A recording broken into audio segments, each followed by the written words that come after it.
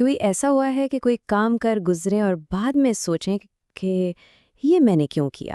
असल में ना हमारे बहुत से फैसले हम खुद नहीं करते बल्कि हमारा लाशऊर कर रहा होता है।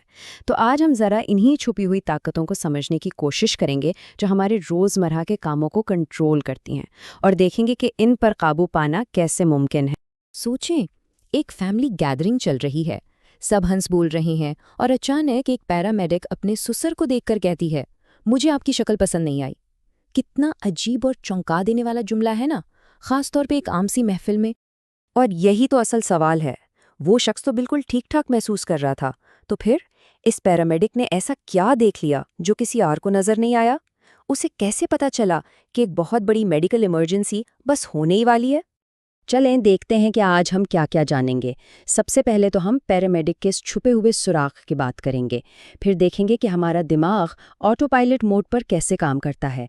और हाँ, ये भी जानेंगे कि कभी-कभी अच्छी आदतें बुरी कैसे बन जाती हैं। इसके बाद आगाही के एक खास सिस्टम पर बात होगी और आखिर में हम सब अपने लिए एक पर्सनल हैबिट स्कोर कार्ड बनाना सीखेंगे। तो सवाल ये है कि इस पैरामेडिक के पास आखिर ऐसी कौन सी कोई जादुई ताकत थी? सच तो ये है कि ये कोई जादू नहीं था। ये तो सालों के तजर्बे से पैदा होने वाली एक बहुत गहरी और गैर शऊरी महारत थी। और ये कमाल की सलाहियत सिर्फ पैरामेडिक्स के पास नहीं होती। सोचें, एक फौजी तज्जियाकार वो रडार पर दुश्मन के मिसाइल को पहचान लेता है, हालांकि वो दोस्त तैयारों जैसा ही दिखता है। या एक आर्ट का माहिर जो एक नज़र में असली और जाली पेंटिंग का फ़र्क बता देता है।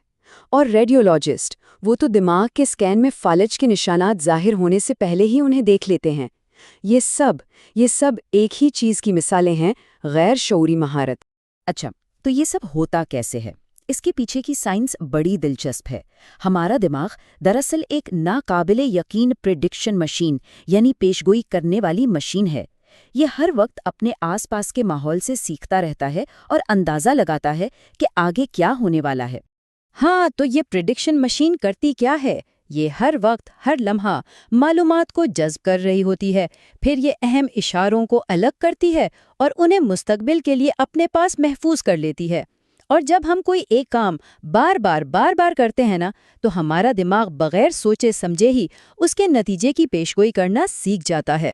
और दिमाग की यही ज़बरदस्त सलाहियत हमारी हर आदत की बुनियाद है, चाहे वो आदत अच्छी हो या बुरी। होता ये है कि दिमाग माहौल से इशारे लेता है और खुद ब खुद यानी ऑटोमेटिकली एक रद्द-ए-अमल दे देता है। और मज़े की बात यह है कि हमें उसका एहसास तक नहीं होता। लेकिन इस ऑटोमेटिक सिस्टम का एक मनफी पहलू भी है। जब हमारा दिमाग मुकम्मल तौर पर ऑटो पायलट पर चला जाता है ना, तो यही मददगार आदतें कभी-कभी हमारे लिए गैर मुतवक्के और यहाँ तक कि नुकसानदा भी साबित हो सकती हैं। मिसाल के तौर पर एक रिटेल क्लर्क को देखें। उसकी आदत थी कि वो इस्तेमालशुदा गिफ्ट कार्ड्स को काट देता था। अब हुआ ये कि एक दिन एक के बाद एक कई ग्राहकों ने गिफ्ट कार्ड इस्तेमाल किए और जब अगला ग्राहक आया तो क्लर्क ने ऑटो पायलट पर बेध्यानी में उसका असली क्रेडिट कार्ड ही काट डाला। एक और मिसाल सुने। एक खातून पहले प्री स्कूल टीचर थीं, अब वो एक कॉर्पोरेट ऑफिस में काम करती थीं, लेकिन अपनी पुरानी आदत की वजह से अपने बड़े बड़े बालिग कॉलीग से पूछती रहती थीं कि बाथरूम के बाद हाथ धोए हैं। मतलब पुरानी आदत नए माहौल में भी पीछा नहीं छोड़ रही थी। और एक आखिरी मिसाल, एक साबिक लाइफ गार्ड की। वो नौकरी छोड़े कई साल हो गए थे, लेकिन जब भी किसी बच्चे को भागते देखता बेख्तियार चीख पड़ता था, आराम से चलो। तो इन मिसालों से पता चलता है कि ये जो ऑटोमेटिक रद्द-ए-अमल होते हैं ना, ये हमारे अंदर कितने गहरे बैठे होते हैं। तो फिर सवाल ये है कि इस ऑटो पायलट के खतरों से बचा कैसे जाए। इसका एक बेहतरीन जवाब हमें जापान के वर्ल्ड क्लास रेलवे सिस्टम से मिलता है। उन्होंने इस मसले का एक बहुत ही मुअस्सर हल निकाला है। उसे कहते हैं पॉइंटिंग एंड कॉलिंग, यानी इशारा करना और पुकारना। ये एक बहुत ही सादा लेकिन हैरतअंगेज तौर पर ताकतवर टेक्निक है। सोचें, ट्रेन ड्राइवर सिर्फ सिग्नल को देखता नहीं, बल्कि वो उसकी तरफ उंगली से इशारा करता है और फिर ऊंची आवाज में कहता है, सिग्नल हरा है।